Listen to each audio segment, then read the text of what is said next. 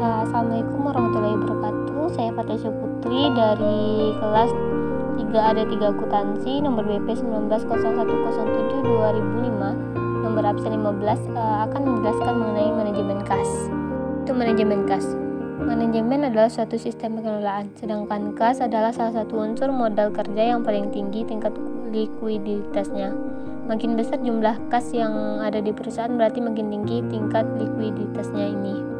Berarti bahwa perusahaan mempunyai risiko yang lebih kecil untuk tidak dapat memenuhi kewajiban finansial, tetapi ini tidak berarti bahwa perusahaan harus berusaha mempertahankan persediaan kas yang besar.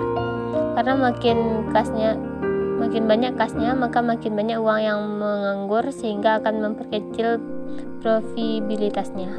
Artian manajemen kas atau definisi manajemen kas. Manajemen kas artinya adalah suatu sistem pengelolaan kas perusahaan dengan tujuan agar tersedia kas yang lebih memadai. Artinya tidak perlu banyak namun tidak juga terlalu sedikit. Selanjutnya saya akan menjelaskan ruang lingkup manajemen kas. Yang pertama yaitu faktor-faktor yang mempengaruhi besar kecilnya kas minimal suatu perusahaan. 1. Penyimpangan terhadap aliran kas yang diperkiraan. Untuk tetap bisa menjaga likuiditas, maka dari itu perusahaan perlu untuk membuat perkiraan aliran kas. Apabila aliran kas bisa berjalan dengan baik dan sesuai dengan perkiraan, maka perusahaan tersebut tidak akan menghadapi kesulitan likuiditas dan tidak perlu menyediakan kas yang besar. Yang kedua yaitu memiliki hubungan yang baik dengan bank. Untuk perusahaan yang akan dimulai di mana telah memiliki hubungan yang baik dengan bank, maka akan jauh lebih mudah bisa mendapatkan kredit untuk menghadapi kebakaran finansial. Yang ketiga yaitu pertimbangan antara aliran kas dan aliran kas kedua. Dengan melakukan pertimbangan yang baik antara waktu dan jangka dan juga jumlah kas antara kas keluar dan kas masuk akan membuat perusahaan tidak perlu untuk mempunyai persediaan kas yang besar, karena setiap pengeluaran kas akan bisa ditutupi dengan penerimaan kas. Yang kedua yaitu motif untuk memiliki uang kas. Menurut John Maynard Keynes, terdapat 3 motif untuk memenuhi uang kas adalah 1. Kebutuhan kas untuk transaksi. Transaksi motif diperlukan dalam pelaksanaan operasi usaha perusahaan. Yang kedua, kebutuhan kas untuk berjaga-jaga, yaitu untuk mengantisipasi aliran kas masuk atau keluar yang tidak kontinu dan sulit untuk diperkirakan. Yang ketiga, kebutuhan kas untuk berspekulasi, yaitu kebutuhan kas yang memperoleh laba yang lebih besar di luar usaha pokok dengan memberi efek. Yang ketiga, budget kas dan tujuan penyusunannya. Apa itu budget kas? Budget kas sendiri adalah prediksi kas untuk periode tertentu dan untuk di masa mendatang. Tahapan dalam penyusunan budget kas ini ada 6. Yang tahap pertama yaitu tentukan arus kas masuk ke perusahaan dalam sebulan. Yang kedua, tentukan arus kas keluar dari perusahaan dalam sebulan. Yang ketiga, arus kas masuk harus lebih besar dari arus kas keluar. Yang keempat, saldo akhir untuk bulan pertama menjadi saldo akhir untuk bulan kedua. Yang kelima, jika arus kas berubah negatif, Anda harus meminjam uang. Yang keenam, konsisten dengan anggaran kas selama periode yang direncanakan. Nah, saya akan menjelaskan apa saja tujuan penyusunan budget kas.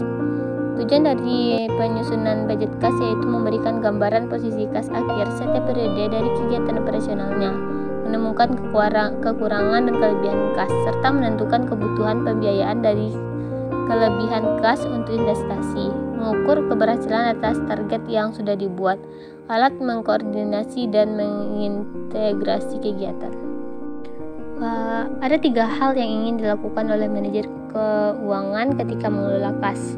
Yang pertama yaitu mempercepat pemasukan kas, yang kedua memperlambat pengeluaran kas, dan yang terakhir yaitu memelihara saldo kas yang optimal. Cara dari penentuan saldo kas optimal yaitu dengan model persediaan untuk kas atau model Baumol. Tujuan dari model ini adalah menghitung saldo kas yang optimal, yaitu saldo kas yang bisa diminimalkan total biaya transaksi. 1. Biaya simpan, yang berupa biaya kesempatan atau opportunity cost, yang muncul karena perusahaan memegang kas bukannya memegang surat berharga. Yang kedua, biaya transaksi, biaya yang dihitung dari biaya yang harus dikeluarkan ketika manajer keuangan menjual surat berharga.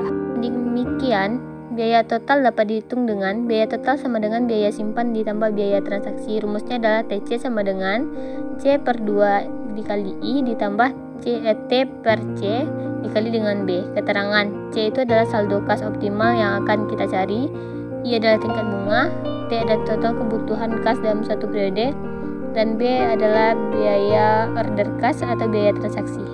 Modal random alias kas atau modal Miller OR.